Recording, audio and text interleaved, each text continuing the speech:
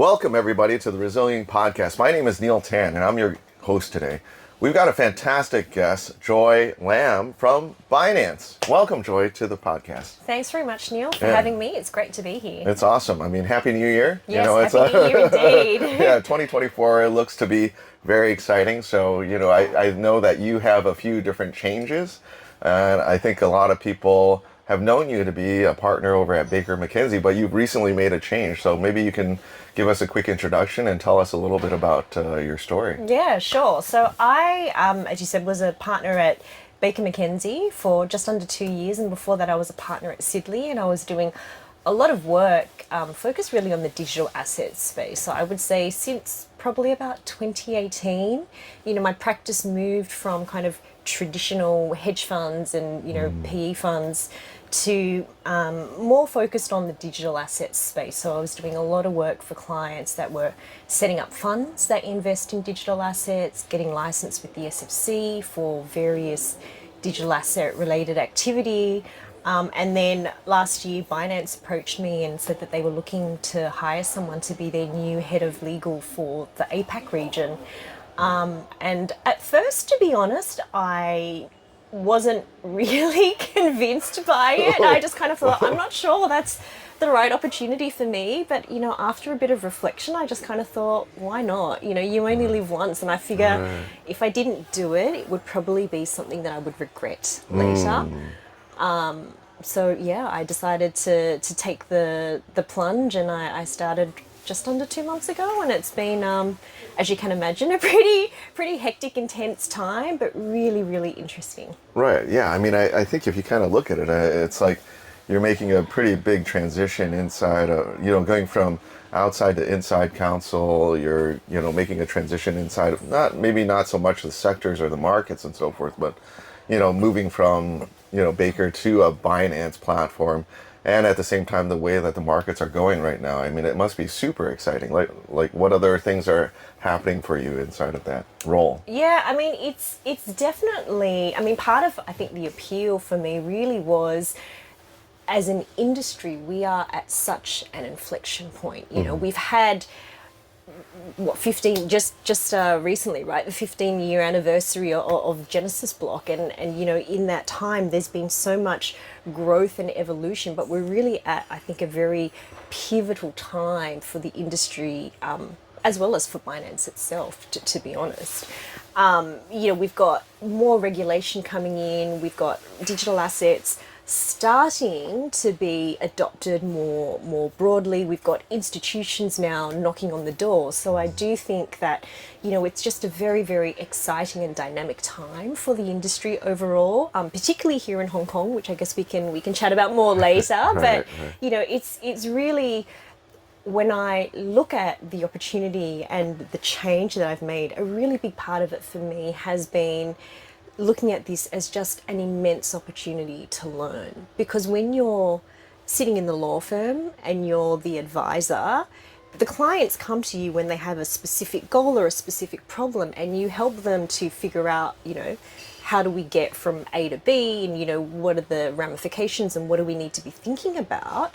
But then you kind of step back and, you're not really involved necessarily in that entire process. So one of the things that really appealed to me was just the opportunity to go in-house, to obviously work with the best people at the best organization in the space, but really have a seat at the table and be involved in everything from, start to end. So that, I think, is just a very big change in terms of the way you work and the way you advise, but really just an amazing learning opportunity. Right. How did you get into this whole virtual asset space? I mean, was it just when you were at Sidley or at Baker, you said, what, I'm really interested in blockchain, or I'm really interested in virtual assets, or it's just because the markets were coming to you or people were knocking on your door? Was it more of your personal interest, or was it more of a market-driven or firm-wide interest? I think that, people ask me this question quite often, and the very honest answer is that I think I was just lucky and I was in the right place at the right time. So I was promoted to partner in 2018. And when you're a new partner, the firms kind of say to you, go figure out what it is that you want to do. Like, what do you want the focus of your practice to be? What do you want to be your niche? So they don't necessarily put you under sort of like a senior partner. They're just like, you're a partner now, go and hunt kind of thing, right? Yes and no. I mean, so obviously there's always a group structure. There's always going to be someone who's more senior, who is sort of the head of the group. But like within funds, for example, there are lots of different types of funds, and you could be focused on the manager side, you could be focused on the investor side, it could be open-ended, closed-ended, mix, it could be the regulatory stuff that flows from that. So there's a lot of different, I guess, substreams that would fit under the funds umbrella. So I had been doing a lot of traditional, private equity, VC, real estate, hedge fund work. And the whole reason that I got into digital assets work is because a client who wanted to set up a real estate fund came to me in 2018 and said, oh, we want to tokenize our fund. Can you help us with it? Interesting. Right. And I said, WTF, dude, what are you talking about? And Not said, literally. Yeah, he said, do you know anything about smart contracts? And I said, let me check with Google. But at the time, it's not, I wish I could say I knew back then digital assets was going to be a big thing, but truthfully I didn't. But because I was a first year partner, I just kind of went along with it because I thought, oh, it's something different, it's something interesting. This guy seems like a really nice guy. I'm happy to help him. Sure. And there's part of me that is like, I have intellectual curiosity. So I was, when he mentioned it, I kind of thought, okay, well, maybe I'll just look into it and try to understand what's going on. Right. So that was really how it started. And it's interesting because back then, 2018, not long after the ICO bust, right, there was a lot of sensitivity around crypto in general for the reputational risk. And arguably some would say there still is, right? There's still definitely segments or pockets of the market, of big firms, of, everywhere really, where people still think, oh, crypto, it's for money launderers or whatever. Right. So, back then, the decision that I made quite intentionally was, I want to focus on tokenization of assets, of funds, because they're securities, it's all regulated, it's much more similar to the structures and the products that we were already working on. Okay. And, the perception was that didn't carry as much reputational risk as doing crypto work generally. Sure. But the interesting thing is that first real estate fund, tokenized real estate fund that a client came to me about, that one didn't actually close in the end. We couldn't get that project off the ground. Right. But not long after that, I was introduced to someone else who was looking to set up a tokenized whiskey fund.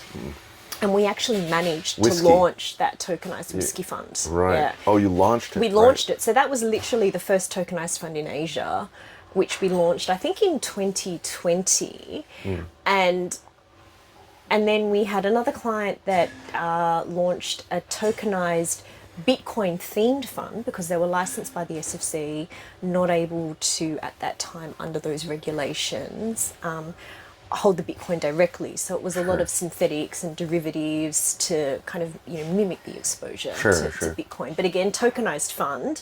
And once we had a few transactions that had been launched that were kind of in the blockchain space and people started to hear about it, it was interesting because a lot of people then thought, oh, you do something related to blockchain, therefore you must do everything related to crypto.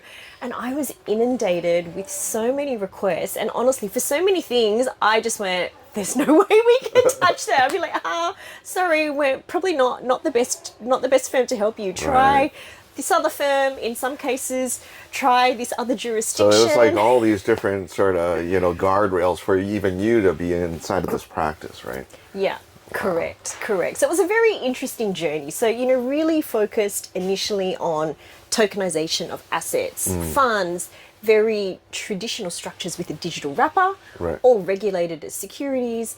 And then, I was inundated with all these random requests, a lot of which I just kind of batted off and said, sorry, we can't help you.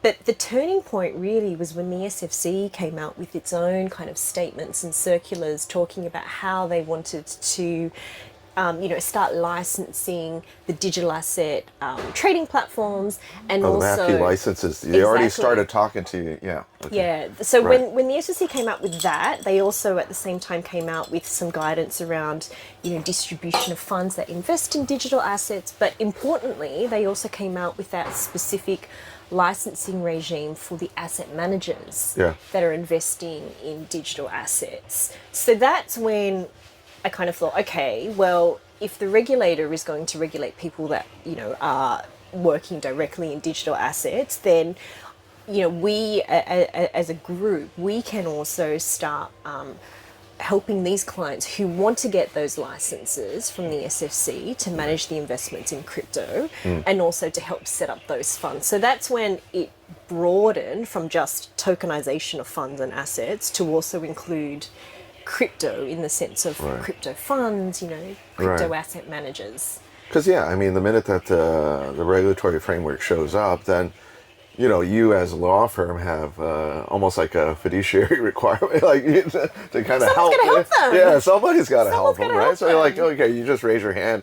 But even before then, I mean, before it's regulated, then they're looking at, okay, well, what's the current existing framework and how do we go around it, right? It's less about like compliance to the framework, it's more about getting around the framework per se. I'm not saying that you were doing that.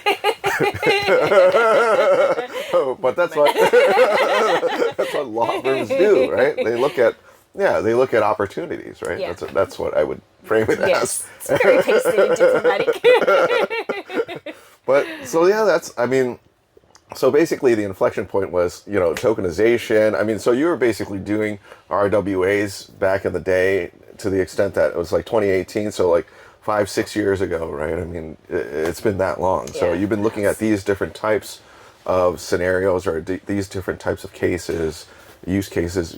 What has stuck? What hasn't stuck? I mean, from your previous experience, maybe talk a little bit about the use cases that you've seen that really kind of picked up speed. Yeah, I mean, I think one thing. I mean, really, where it started for me was tokenization of funds, and in the last couple of years, obviously we've had the regulator and the regulatory framework kind of developing and trying to catch up to what the market wants to do. But because we haven't had a large number of licensed trading venues, Right. like for secondary trading, and we haven't had a lot of distribution channels. It has been, I think, quite challenging for some people who want to launch those types of products and offer them here in Hong Kong.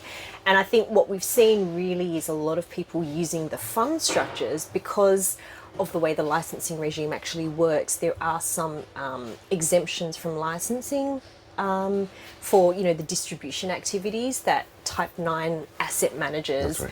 are able to rely on. So I do think that in particular tokenization of funds will continue to be something which I think investors will find quite appealing because in one sense, like, it's a fund and we're just saying your interest in the fund is represented by a digital token rather than a paper share certificate, yeah, right? right. So that, I think, conceptually is much easier for people to understand and they can Right. get comfortable with it because at the end of the day, it's still going to be a licensed asset manager that's managing the fund. So I do think that is an easy kind of entry point for a lot of people that are newer to this whole new world of digital assets. And obviously it's a really broad spectrum and that is just one kind of very narrow, very specific part of it. But I do think that is a key gateway, I think, for onboarding new participants in the digital asset ecosystem. Right. Because it's something that everybody understands, whether it's the regulators, whether it's the actual investor groups. I mean, it's something that they already understand very well, right? So, Exactly. And they can participate that way or figure out the allocations. Like, all right, well, how do I deal with like the volatility and things like that? Nobody, there's different methods to do that, but then it's very different applications for different asset classes and things like that, right? So, Yeah, yeah, exactly. Where do you see this sort of like the RWA space going? I mean, aside from funds, I mean, outside of what you were practicing, Yeah. were you getting a lot of different requests for other types of assets aside from alcohol,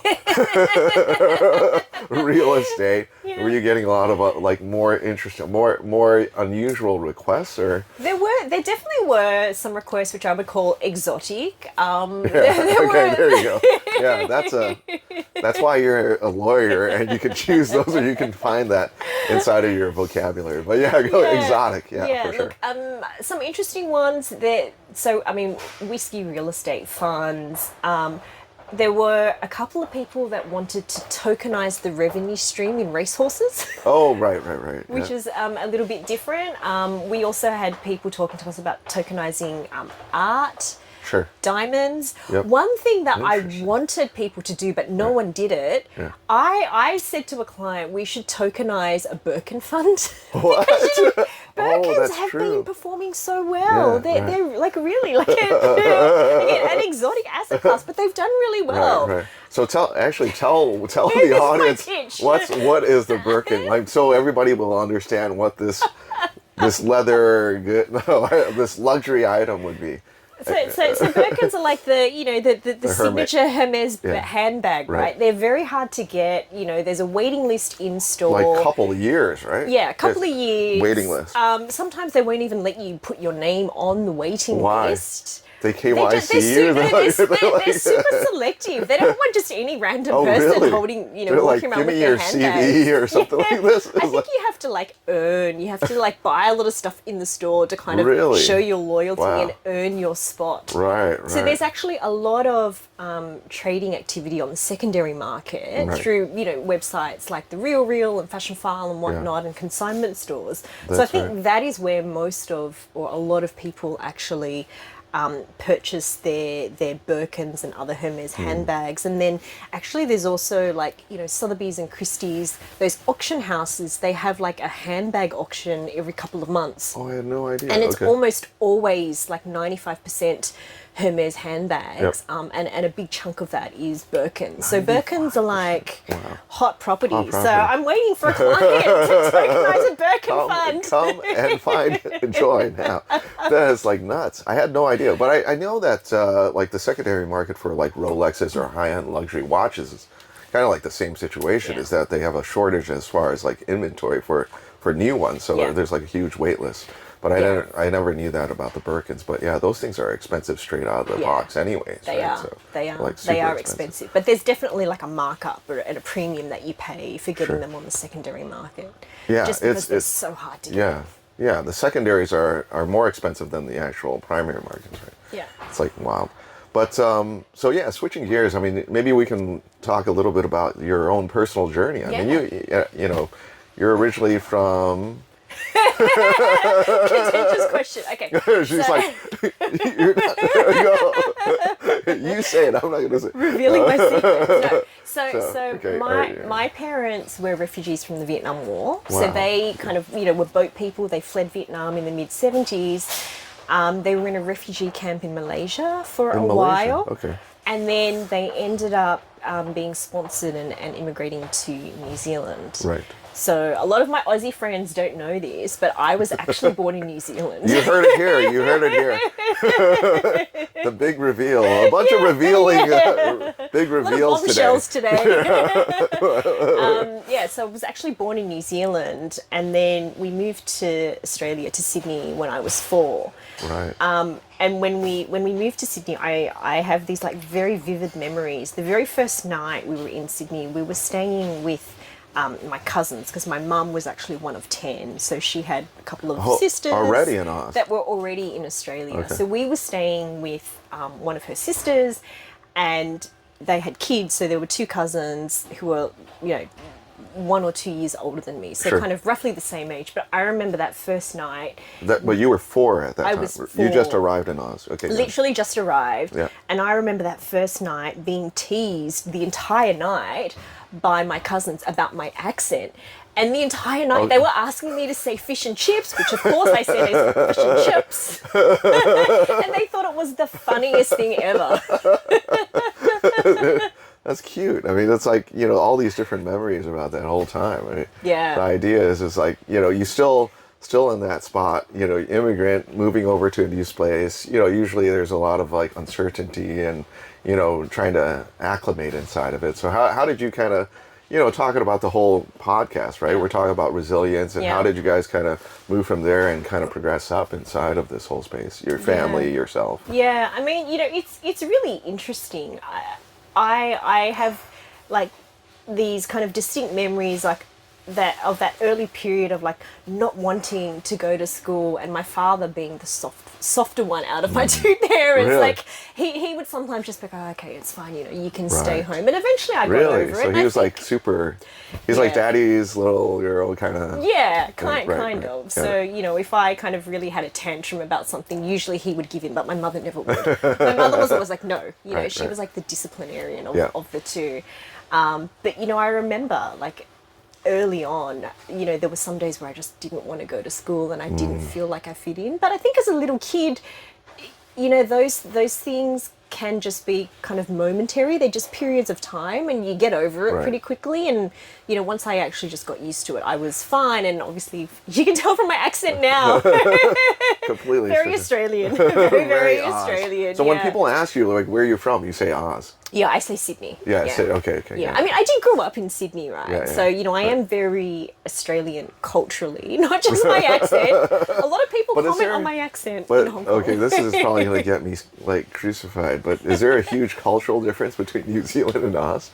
I actually don't think there is, to be honest. I think, in a lot of ways, there are a lot of similarities and the two countries are very close and, I do think that culturally there's not a lot of difference. There's obviously sort of the accent and whatnot, but I think, looking back at all of the things that my parents did, I kind of think, wow, I can't believe that they did what they did, that they endured those hardships. And I think that, for me, when people kind of ask me, or even like going to Binance, I think I told you before, one person commented like, did I take this role instead of buying a Porsche because I'm having a midlife crisis? But like one of the things is like when I have these, points in time where I'm at a crossroads, I'm trying to decide what to do, there's always that part of me that just kind of looks back at what my parents have done. And it just gives you perspective because it's like, what's the worst that can happen? Right. I'm never going to have to, pick up and move to an entirely new country where I don't know anyone and I don't know the language and I have nothing, like not a penny to my name and to start again. It's never going to be that kind of hardship that I have to go through. And I think that, makes me a little bit more willing to just do something different and to, take chances and to explore and to see what will happen. And I think, going back to kind of the Binance conversation, like honestly for me, if I hadn't taken that option, I really think that in a couple of years' time, I would have thought, oh, what if? Like, I really wish that I had done it. Because I think for me, like, I'd been at two, major international law firms as a partner. I knew exactly what my career would be if I stayed in private practice. And this was just a fantastic opportunity. And frankly, also, I think a better fit for what my priorities are at this point in my life. My parents are still in Sydney. They're getting older. They actually don't speak much English, despite the fact that they've lived in Australia now for 40 years. They don't speak a lot of English. So, a big part of it for me is also the flexibility that you get at a place like Binance because they're fully remote. So I can go home to Sydney anytime I want to see them and I want to spend more time with them. Of course. So that was also kind of a big part of it. So I think, that kind of hardship that they have been through, I think in a lot of ways has informed just the way that I think about things because it's just a different perspective. And I think that sometimes, we're all so busy with our lives and running around doing whatever and trying to get from A to B. And, sometimes you can not lose perspective because I think that's pejorative and I don't mean it in, kind of a negative way, but, sometimes you can take a step back and think about, okay, what are the big things that are happening in the world and, the real struggles that some people have. And it just kind of gives you like a slightly different perspective when you're thinking about things and, trying to make decisions. What were your parents doing actually in Vietnam? What kind of business were they in Vietnam? So my mother's family, they had their own business. So I Right. think they had a business where they were selling kind of, chickens and eggs, and it was poultry. Okay. And actually, Poultry. like my father, he was from a very humble background. Okay. And he actually was helping the US Army Right. in the Vietnam War. So when my parents decided to leave and then they ended up in this refugee camp, Right. because my father had been helping the US Army in the war, they had the option, do you want to go to the US or do you want to go to New Zealand? Right.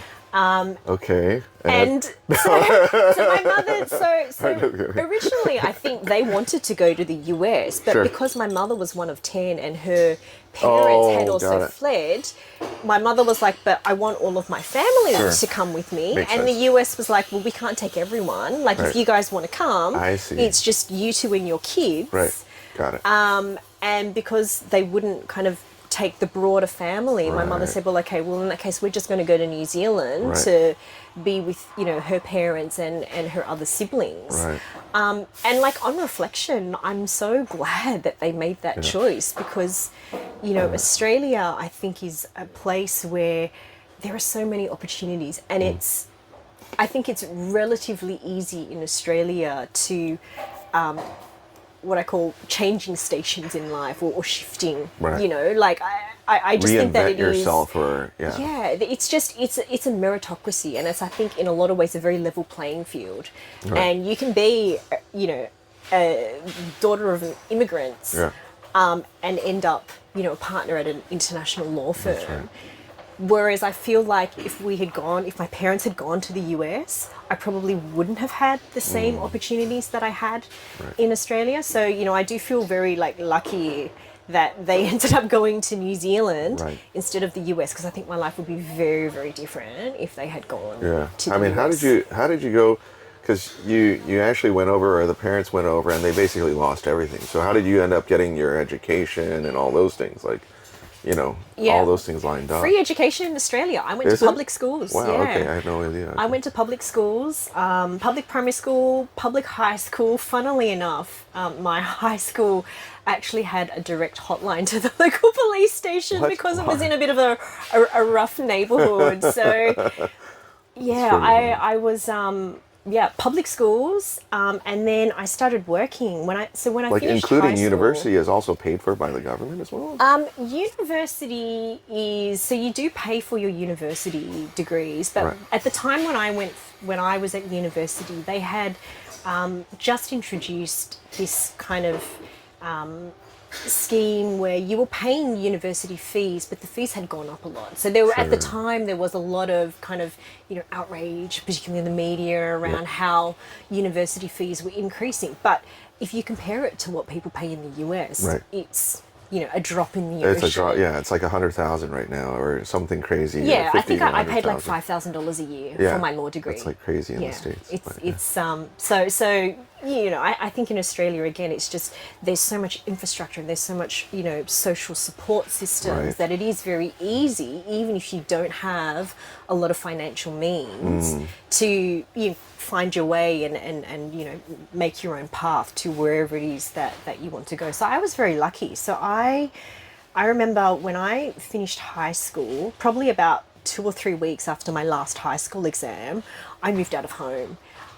Wow. Yeah, and I started working full time. High school, like out, like 17, 18 years old. You're like, Yeah, 18 years I did- old. I was like, yeah, I'm moving out. And like my parents were, But they never told you, hey, you need to move out. You just made the decision yourself. I just made the decision. They didn't want me to move out because Right. my parents were quite traditional and conservative in a lot of ways. So when I was growing up, there was a lot of, well, you can't do X, Y, and Z because you're a girl, Yeah. and you should stay home, which used to drive me nuts. Apparently. You're like, all right, I'm out of here. 18 years old. You're like, I'm legal. I'm leaving. And so I started working, and I was, working full time, studying part time, and then I ended up very randomly taking a job at Allen's, which was one of the big law firms in Australia. And at the time, I didn't even know, I had no idea what big law firms were. I had no idea about, the different types of law firms, and I had really, up until that point in time, had a very, very insular upbringing, and going to Allen's just opened my eyes to so many different things. It was the first time that I really understood anything about, not just different law firms and, big banks in the world of finance, but also just the haves and the have-nots. Because I'd grown up, I was from the wrong side of the tracks, and I didn't know any better. I didn't know I was from the wrong side of the tracks because I didn't know there was another side. Right. So, and then I got to Allen's, and there were all these kids from,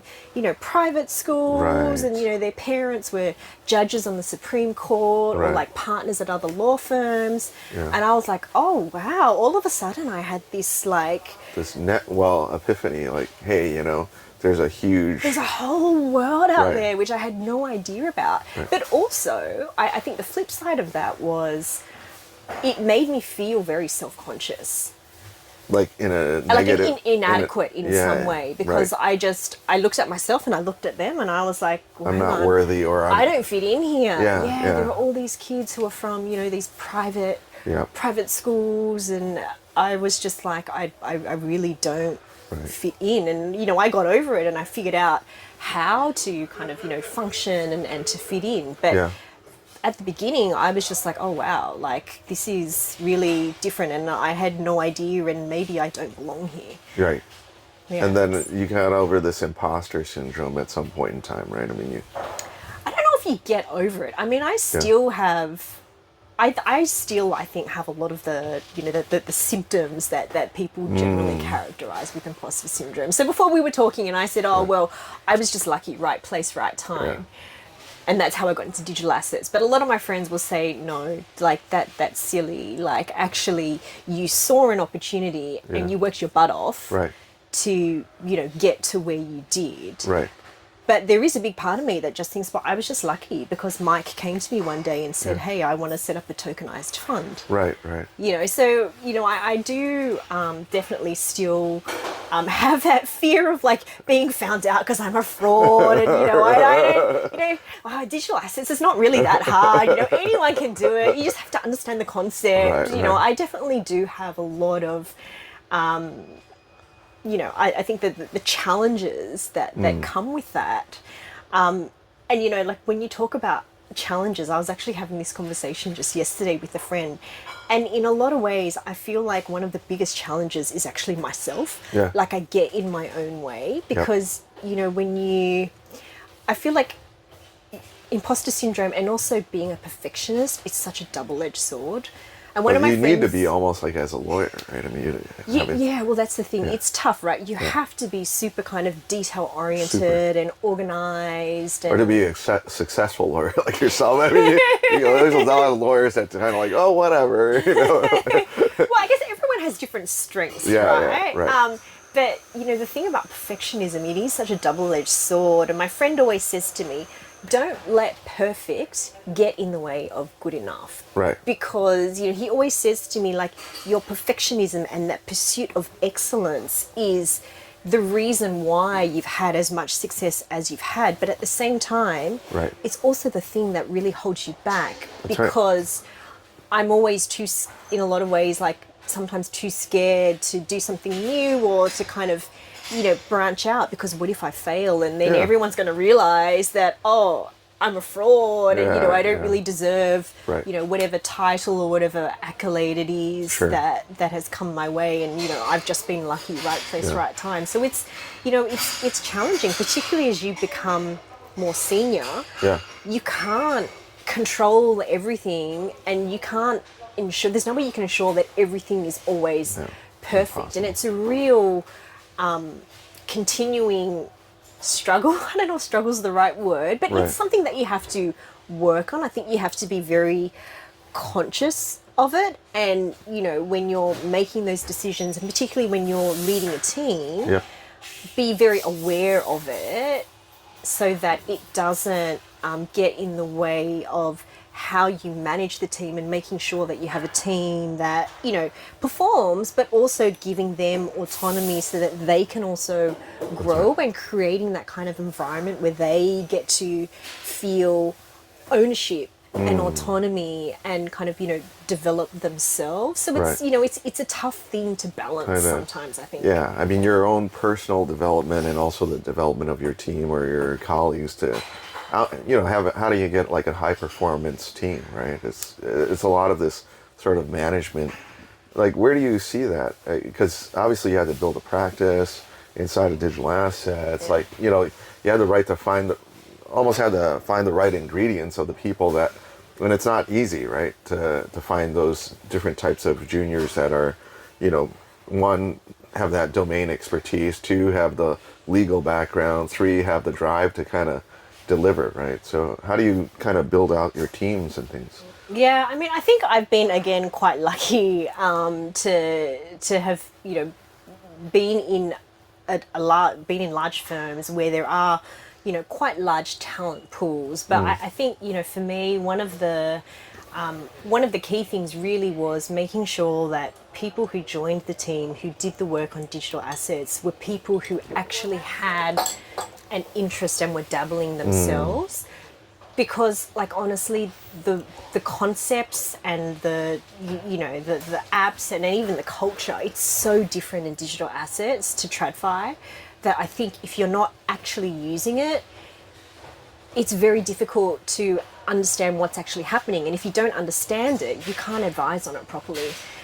So one of the big things for me really was, do you have an interest in it? Do you kind of trade or do NFTs, or to what degree are you kind of involved in the digital assets ecosystem? And even if you weren't, as long as you had an interest and were happy to put in the time to learn about it, that was okay. But for anyone who sort of said, well, I don't really believe in it, that becomes really difficult because that's like, you just can't advise on it Right. if you don't understand it, and you have to use it to understand right.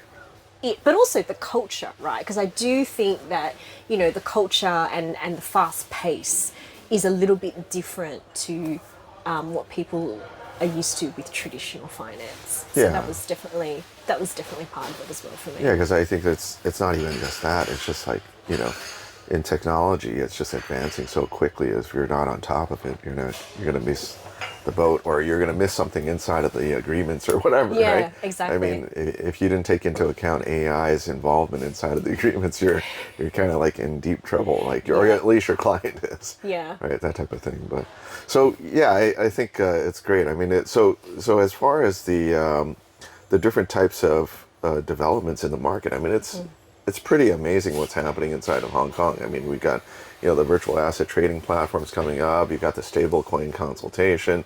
You've also got discussions about spot ETF. What's your views in terms of the markets, in Hong Kong? Yeah, I mean, I mean, both of us are inside of the task force, like the Web3 task force, so Yeah. we have a different view, I would say. in some yeah, ways. but I mean, I really do think that the future for digital assets in Hong Kong is very bright. I mean, even just the fact that the government has a task force and that they've put people like us on it who actually are involved in the industry, and we have our ear to the ground and we can feed back commentary and concerns from the broader market, I think is obviously really, really critical. I mean, I think that obviously there's been a bit of a PR campaign in the last kind of 15 or so months where we've really wanted to push Hong Kong as a hub, but there hasn't necessarily been alignment or parity, I guess, between the messaging and what's Sure. actually happening on the ground. And I think what we're seeing now with a lot of these developments in terms of the SFC is issuing new circulars, and now they're saying yes, we're open to spot ETFs, and yes, we have this stablecoin consultation coming, and yes, we have more licenses being granted for virtual asset trading platforms. I think all of these things help to kind of narrow that gap between where we want to be and what is actually happening. So I think I am very optimistic and very kind of positive on the outlook for digital assets in Hong Kong. And I think, spot ETFs, I think in Hong Kong will happen probably pretty quickly in the same way that the futures crypto ETFs were approved quite quickly after the SFC had released that statement about them. So I think, you know, that again is just a game changer, because it does mean that we have another familiar, safe access point for new people who are probably curious about digital assets, but for whatever reason haven't been able or haven't been willing to take the plunge and kind of, you know, go into that directly, holding digital assets directly, setting up accounts with, you know, crypto exchanges and whatnot. So I do think that is, again, just, you know, another thing that adds to this narrative that we're at this inflection point and we're on the verge of seeing much broader participation and adoption of digital assets. Right. Yeah, I mean, I think, you know, the ETF, like you said, is basically, you know, a natural wrapper, or like a, you know, a Web3 asset and a Web2 wrapper kind of thing, right? Yeah. So it makes it a lot easier for people to participate inside of it. And I think, you know, I think inside of the Web3 task force, you know, just kind of tooting our own horn kind of thing, that we did already make that proposal, right? So I think to the extent that we do represent the markets and the participants inside of it, I think that's really important. Where do you see the sort of like the roadmap of this whole space going inside of that? I mean, of course, we got those three different big buckets going on right now, but where do you see like 2024 inside of Hong Kong digital assets, or in general, like maybe on a global basis? Yeah, I mean, I think for sure, you know, institutional money is coming, and I think that's going to, you know, really drive adoption. I think that another thing that we will see a lot more focus on really is tokenization of assets in particular. And again, this is another thing that the SFC has said in statements. They're very focused on, you know, Singapore government has been focused on tokenization of assets for quite some time. They're kind of not so keen on crypto in general, but for tokenization of assets, they're very big on that. So I do think that, you know, tokenization is definitely something that we will see gather a lot more momentum. I remember in 2019 going to events and people at the time were saying, oh, 2019 is going to be the year of STOs. I'm like, guys, it's 2024, we're still waiting. But, you know, some of those challenges and the hurdles in terms of distribution channels and secondary trading platforms, we are finally starting to see some movement in those. So I think that, you know, as the different parts of the ecosystem which are required to facilitate that build out, I think we will see more traction on the tokenization front. I think, you know, for Hong Kong, one of the things that I'm really hoping that we see soon is more direction in terms of those licensed trading platforms and how they can offer futures. Because, you know, for us in Hong Kong, obviously we are a global hub for asset management. You know, we've got a huge pool of hedge fund managers, traditional as well as crypto. And for a lot of them, frankly, if they want to be accessing crypto, they need derivatives and futures, either for hedging or for their strategies, because they're doing, you know, arbitrage and, you know, high frequency, these sorts of strategies. So, you know, the fact that at the moment we have these restrictions where those licensed virtual asset trading platforms aren't able to offer futures and derivatives, I think makes it more challenging, because, you know, again, if we go back to those licensed, the SFC licensed asset managers, if they want to be investing in digital assets and they want to have futures, they of course need to be using licensed virtual asset trading platforms. But, you know, so I do think that is, if we can get a regulatory framework for how those are offered, I do think that has the potential to really put Hong Kong on the map, not just for Asian asset managers, but also globally, because there's a real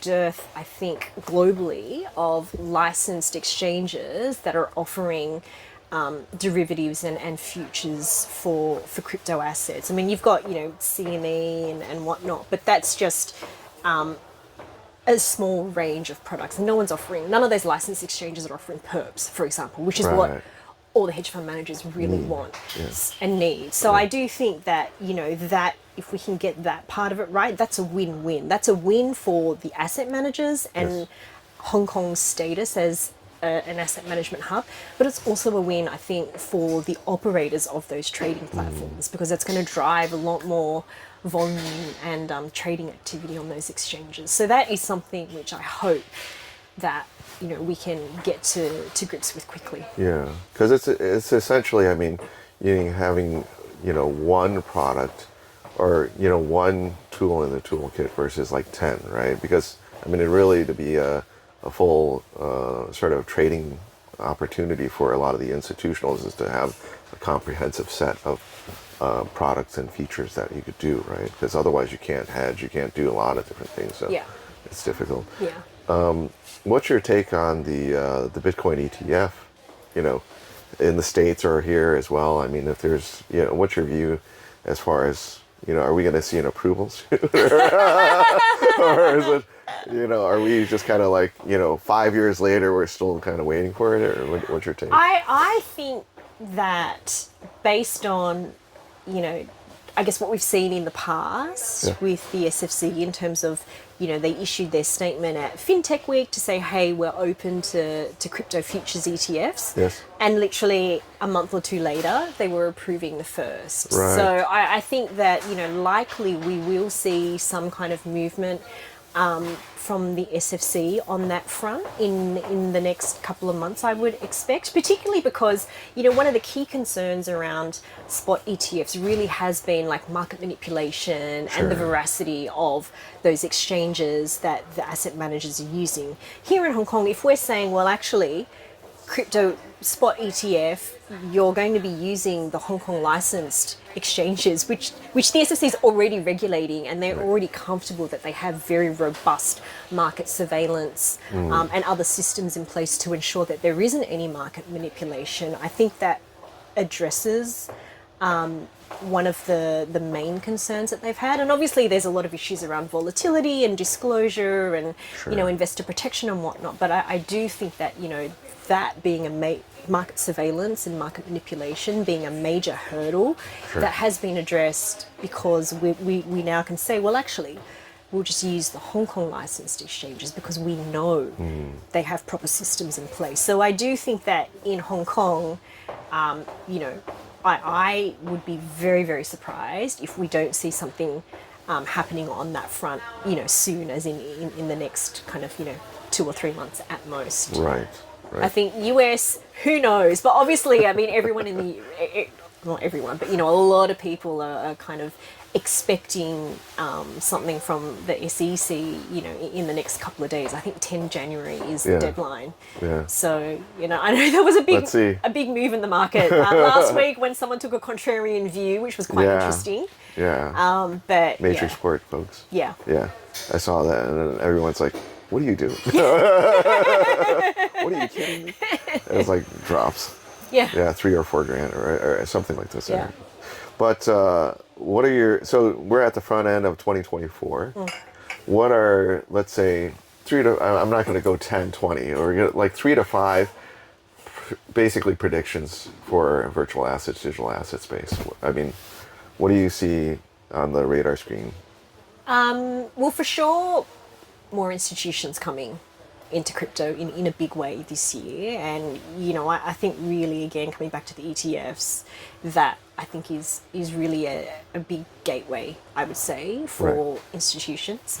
I think that, we will continue to see this evolution and maturation of the regulatory framework. I mean, I know here in Hong Kong, we've obviously got stablecoin regime coming in.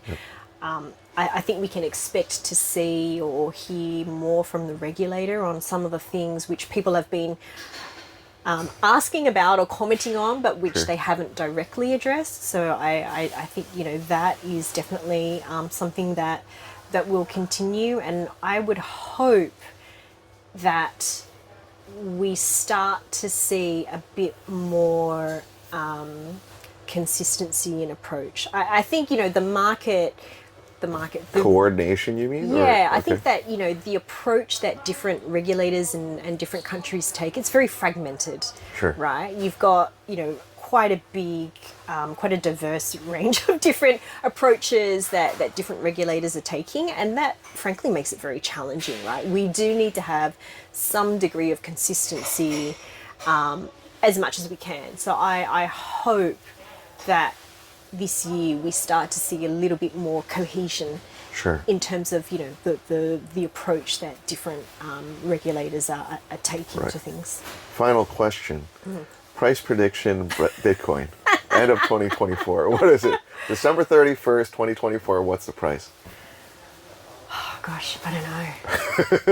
That's so hard.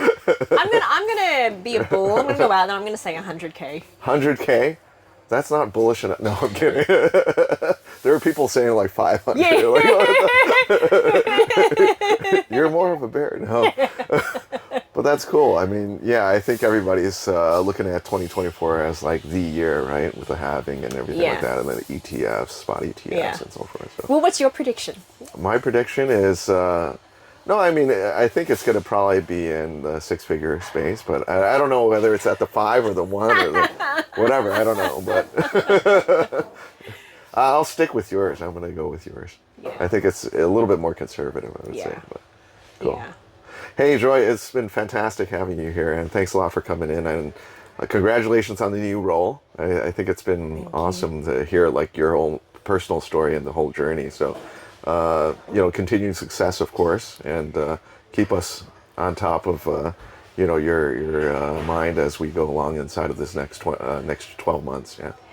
Thanks very much for having me. It's been great chatting with you. Yeah, it's been awesome. Thank you so much. Thanks, Neil. Thanks. Thank you.